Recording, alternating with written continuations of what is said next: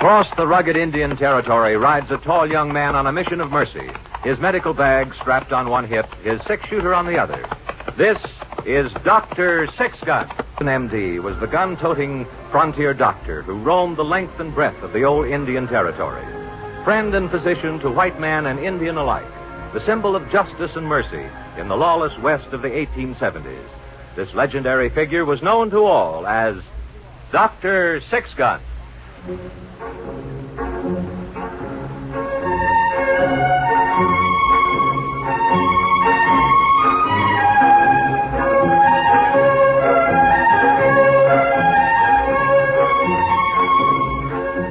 Here in the territory, we occasionally hear tales of the great men back in the East. The railroad barons, the great meat packers of Chicago and St. Louis, the wizards of high finance who hunt their prey on the streets of Boston and Philadelphia and New York. We hear of the private railway cars with crystal chandeliers and the great estates with stained glass windows and pipe organs in the living rooms. We hear of these tales, and we are impressed by such enterprise and genius. Of course, we too have our wizards of commerce. I myself am one. And who am I? Pablo, the gypsy peddler. And this is my friend Midnight. Midnight? He is only a bird, but he too is a merchant prince. 100% markup. He boasts, but don't you believe it? He never makes better than 60%. But perhaps the greatest example of the modern captain of industry that we have ever seen here in the territory was Jared P. Kale. I first met him one day when I was sitting in the Bull Run Saloon, and in through the swinging doors came my good friend Doc Sixgun. It had been raining for a week, and Doc poured the water out of his hat and sat down at my table. Need webbed feet to get across from the livery stable. Well, Doc, is it still raining? Haven't you been outside? In weather like this, Doc, a sane man stays under a dry roof near a warm stove and a full bottle. Well, unfortunately, they don't postpone little things like childbirth for the weather. Oh, anyone I know? Molly Younger out of Cottonwood Flat. Oh, I thought the bridge was out across the river up that way. It is. Had to swim my horse across. But you must have gotten soaked. I did. I dried out a little bit at the livery stable, though. No use changing. I've got to go back out in about an hour. The hand out at the barrel lay with some kind of fever. I promised I'd look in on him. How is the river out at the Cottonwood Flat? Well, I'd say it was lucky Molly made up her mind to deliver when she did. Won't even be able to swim it for tonight. It's a funny thing, Doc. Last summer, the ranchers lost half their stock in drought, and now they may lose the other half by flood. That's pretty bad all over. Rio Verde's over the banks, Dead Man's Canyon, the lake. Evening, Doc. You look a little damp. I am. Can I get you something? The usual, I'll say. Ain't no coffee left in the pot, Doc. I'll have to make up some fresh. Be about 10 minutes. Say, you hear about the stage yesterday? No. They had to float her across the river to get into town. Looked like a flatboat going down to New Orleans in old days. Like they broke loose and floated downstream with two gals sitting on the top screaming, and Charlie Peters throwing parcels out like it was a sinking ship in the storm. Did they get through all right? Yeah, sure. Charlie says he don't know whether the coach will get through tonight, though. They'll have to go around south by the Platte and see if they can get across Old Baldy Creek. Well, sounds like we're surrounded. I reckon we are, in a way. Suppose it'll stop raining, though. Doesn't take Old Baldy long to dry up, even after a flood. Stage is in. Hey, what do you know? Oh, they made it. O'Shea, set me up a double of that poison of yours. I couldn't be no wetter if I was a brook trout hid under a rock. How'd you make it, Charlie? Well, I'll tell you, O'Shea. I drove around this town like Joshua around the walls of Jericho. Went clear up around Rio Verde and then back around Old Baldy. Finally swimmer across the ford. How's the river? Well, I tell you, I felt like a Mississippi steamboat captain. If I had to make this trip anymore, I'm going to mount a paddle wheel on the hind end of my coach and trade in my reins for a rudder. Now quit palavering, O'Shea, and pour. You know, I'd like to see that, Charlie. The overland stage with smokestack and grand saloon, complete with faro game and brass cut fedora. Well, it ain't so doggone funny with that little short-tail creek roaring like it's the Colorado River in flood time. I'll tell you one thing. I ain't taking that coach back tomorrow morning. I'll stay right here till I get my wheels on the ground again. Say, Charlie, did you get my box through all right? Got medical supplies I'll be needing. Oh, it's all right, Doc. I had it tied to the top right alongside the mail pouch. Lucky I tied it down. I lost a crate of chickens and 3 bolts of calico. I darn near lost a passenger. Who'd be fool enough to ride over from Chisholm City in weather like this? A little scrunchy Easterner. Like to blew away when we come over the pass. When we got into Old Baldy, we must have hit a rock, because the first thing I know, the guards hollering, "Man overboard." We had to rope him and drag him behind till we hit solid mud on the other side. Then we hauled him back on board and tied him next to your medicine box.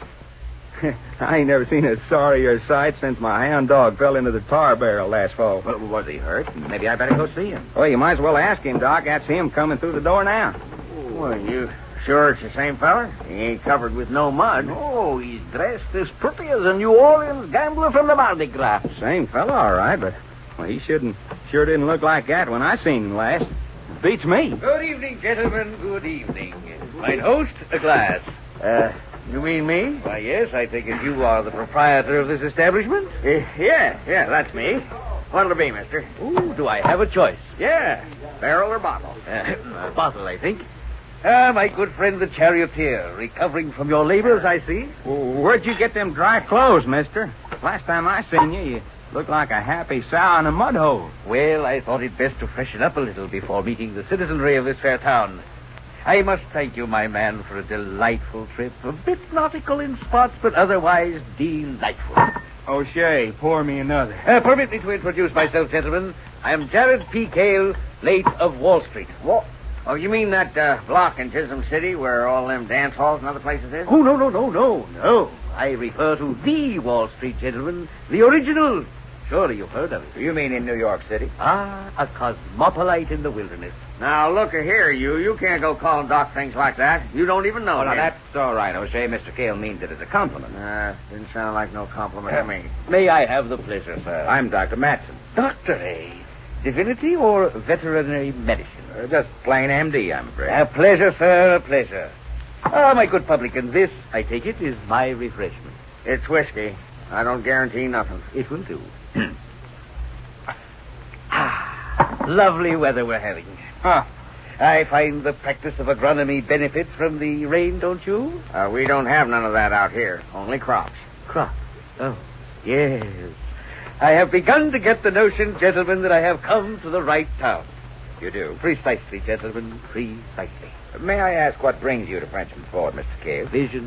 Vision, gentlemen. Is that right? Gentlemen, I ask you, where is the future of this country? Where is the land which holds the destiny of this vast nation? Where is the manifest golden treasure to be found? Search me. You a prospect? Oh, gentlemen, I know nothing of prospecting, but prospecti? That is a different story. What kind of heathen talk is that? Do I understand that you're referring to the Latin plural of prospectus? How delightful to find a classic scholar here in the wilderness. I don't get what you're driving at, Mr. Kale. You will, Doctor. You and the entire nation when the time is right. In the meantime, gentlemen, I offer you a toast. To Frenchman's Ford, the happy hunting ground. Hunt? Well, you come to the wrong place, mister. You ain't gonna do nothing but hunt for fish until this here rain stops. Precisely, gentlemen. Precisely. Shall we drink to it?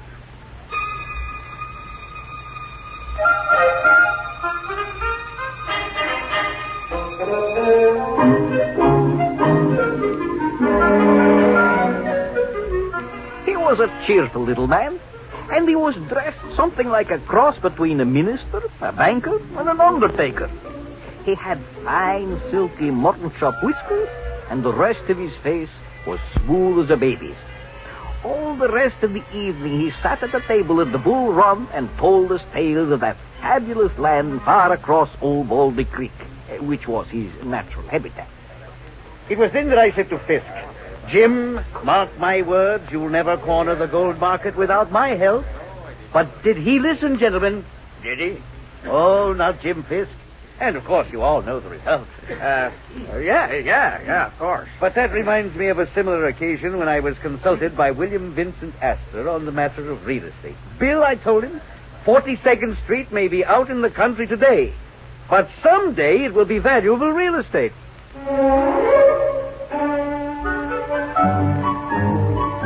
Doc had been called away on his case early in the evening, and when he got back, Mr. Kale had retired to his lodgings, and O'Shea was cleaning the bar.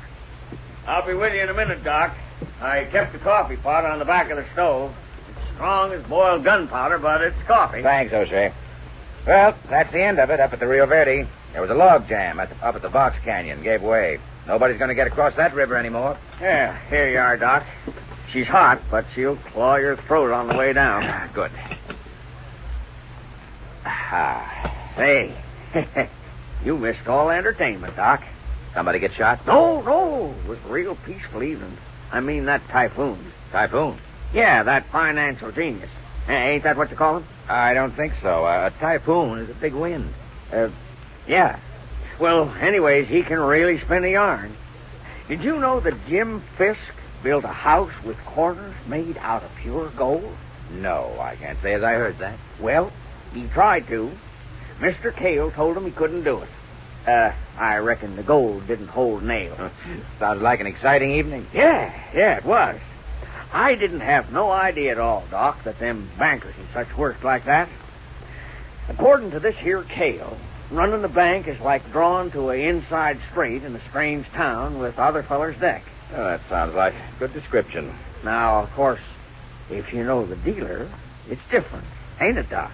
I suppose so. That's what I figured. Well, good night, Doc. Wait a minute, O'Shea. What are you talking about? What did this Mr. Kale tell you? Well, now, Doc, you wouldn't want me to violate a confidence, would you? Well, no. No, I suppose not.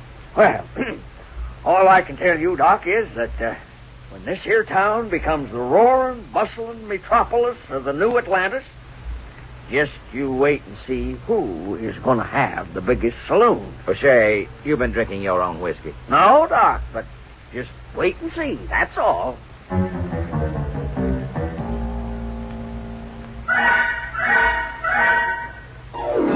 It rained again the next day, and the day after.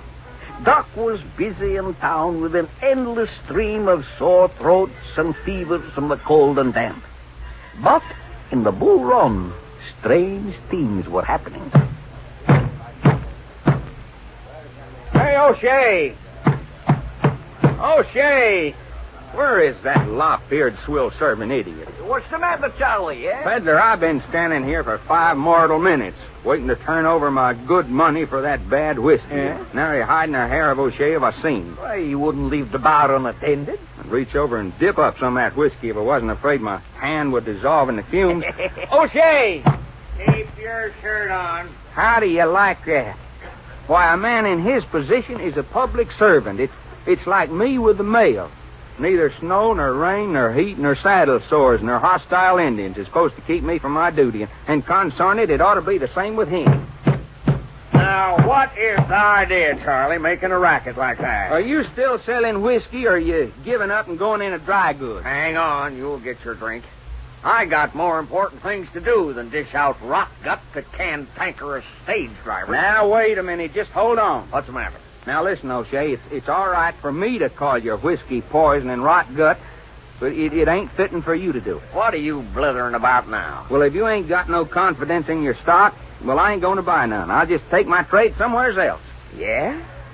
Just, where do you figure to take it, Charlie? I got the only saloon in Frenchman's Ford, and this here town is surrounded on 4 sides by water. The only other drink you can get retail is a physic up to Doc Sixgun's, or horse liniment down to the livery stable. The only other whiskey in town is in closed barrels down to the express office, and that is on consignment to me. Oh, yeah. Yeah, I reckon you're right. Well, in that case, I guess I'll reconsider. That's better. Now, what'll it be, barrel or bottle?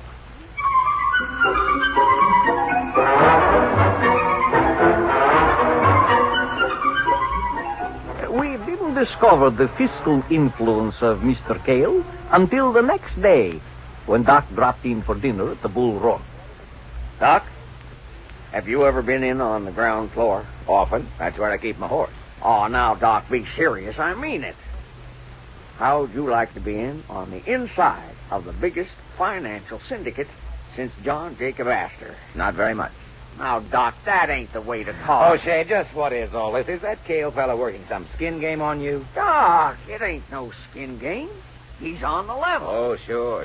I mean it. Doc, you are talking to the president of the Frenchman's Ford Land and Natural Resources Development Company. Kale's the treasurer. I figured it would be. Now, Doc, you lack confidence. I certainly do. Just what are you developing with this company, O'Shea? Well, like it says, natural resources. Mm-hmm. Doc, you're a good friend of mine, and I want to give you a chance before the smart Wall Street men snap up all the stock. O'Shea, you simple-minded idiot. Why don't you just take your money and put it in a great big gunny sack and hand it to this sharp? Now, Doc, you ain't being fair. Mr. Kale ain't no sharper. He's a financier. I can't understand it, O'Shea. You can spot a deadbeat in the bull run the length of the bar. How can you be so confounded foolish about Kale? Doc, you really think he's going to skin me? Oh, he's practically got you stuffed and mounted. I don't know. He sounds real convincing, and when he gets to talk about them railroad fellers and millionaires and all... Look, O'Shea. Have you given him any money yet? No, not yet. Oh, that's good. There isn't a doubt in my mind that your Mr. Jared Kale is crooked as a dog's hind leg. Doctor, good morning. Did I hear you mention my name? You might have. Doc here says it's a skin game. He says you're out to fleece me. Well, we meet that sort of thing all the time in our profession. Don't let it worry you, Mr. O'Shea. What do you mean, don't let it worry me? Are you or ain't you? Mr. O'Shea, I know of only one way to meet an insinuation of this sort. Now, how much money have we discussed as your share of the capital investment? $2,000. Well, gentlemen, do you recognize this banknote? Yes, that's a note on the Drover's Bank of Chisholm City. A sound bank, gentlemen? Yes. Well, here, sir, are $5,000 in banknotes issued by the Drovers National. More than twice Mr. O'Shea's investment. Here you are, Doc. What do you mean? What are you giving them to me for? I want you to hold this money in escrow, as it were, to prove my good faith. This would more than cover any money Mr. O'Shea risks in the company. Well, now, that seems fair, don't it, Doc? Well, yes, I suppose it does. They're good notes, all right. Well, there you are, Doc. I trust my reputation is once more unsullied. And now, Mr. O'Shea, a word with you in your private office? Why, I ain't got no office, but if we kind of crouch behind the bar down at the end, we can be private. Well, I don't think that will be necessary, but we must plan. We have great things to accomplish, you and I.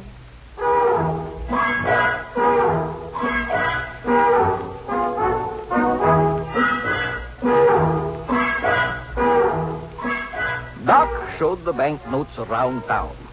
There was no doubt.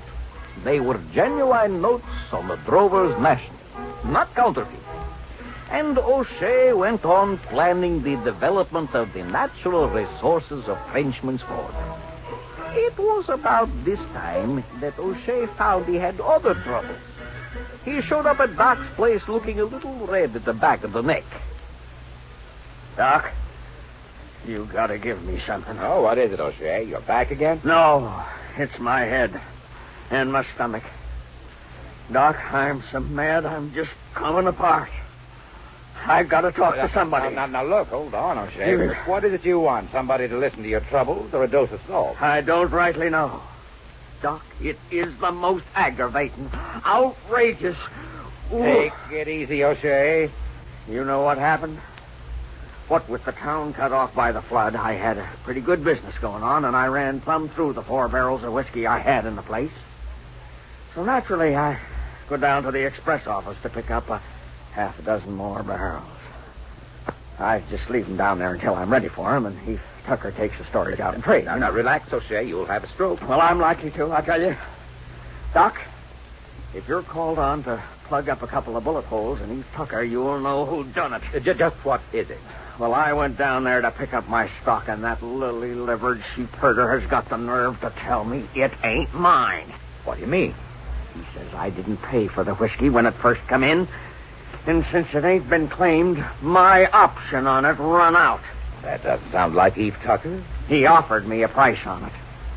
Doc, do you know what that no-good crowbait horse thief wants me to pay for my own whiskey?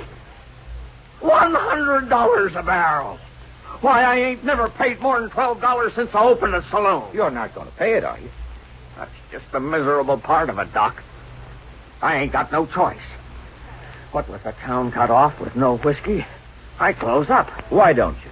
Doc, have you got any idea what my life would be worth in this town if I cut off the only supply of whiskey at a time like this? I'd lose all the goodwill I ever had.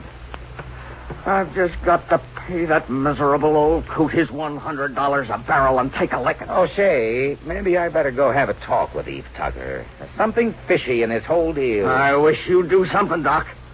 I already paid him $500. Doc, he's got me over a barrel. It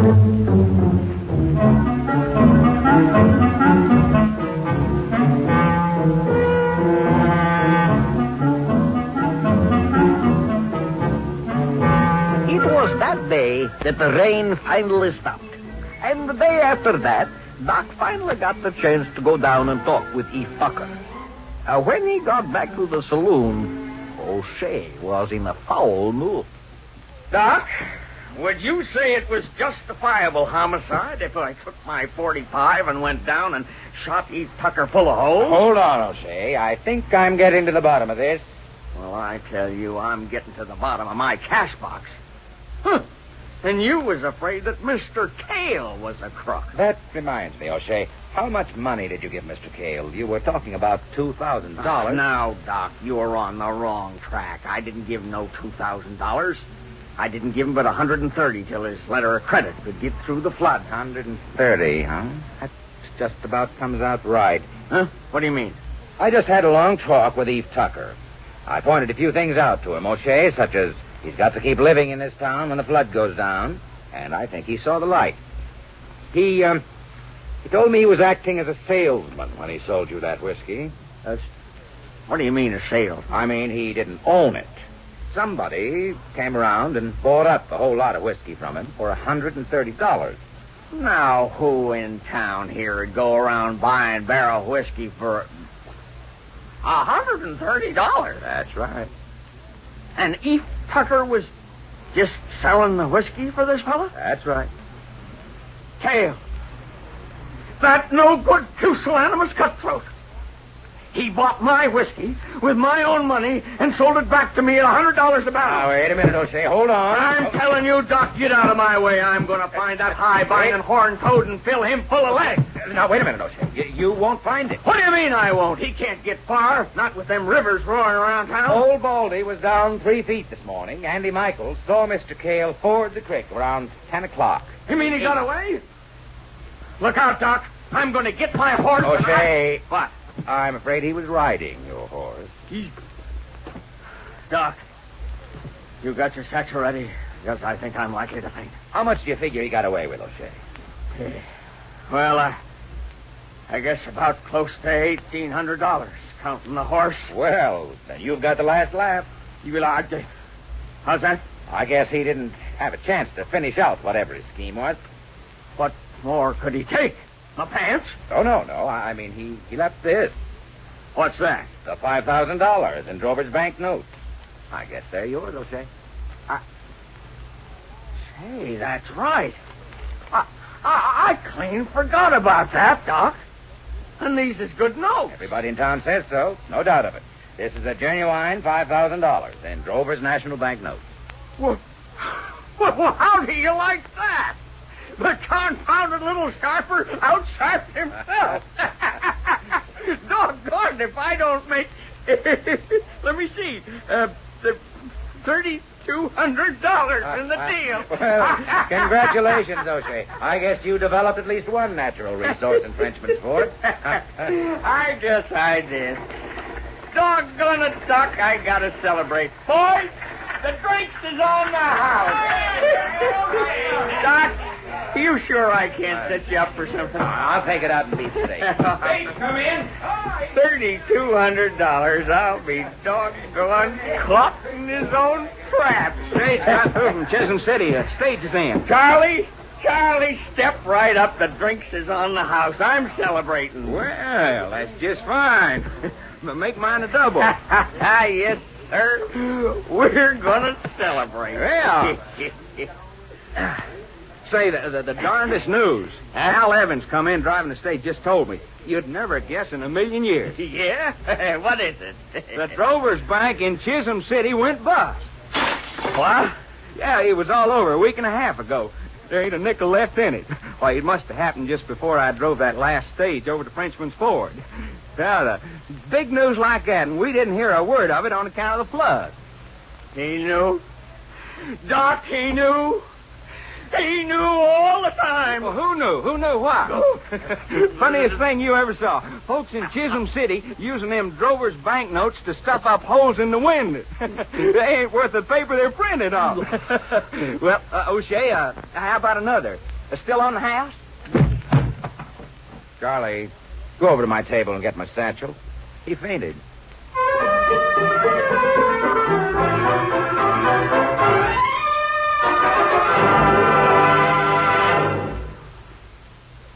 You've been listening to Dr. Sixgun, brought to you transcribed each week at this same time by the National Broadcasting Company.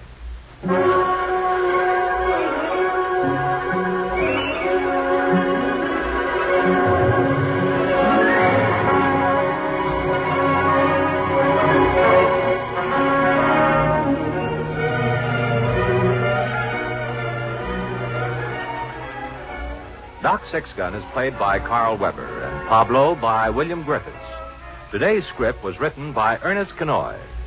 Heard in the cast were William Keane as O'Shea, Louis Van Ruten as Jared P. Kale, and Jim Bowles as Charlie. Dr. Sixgun, a radio production of the National Broadcasting Company, is directed by Harry Frazee.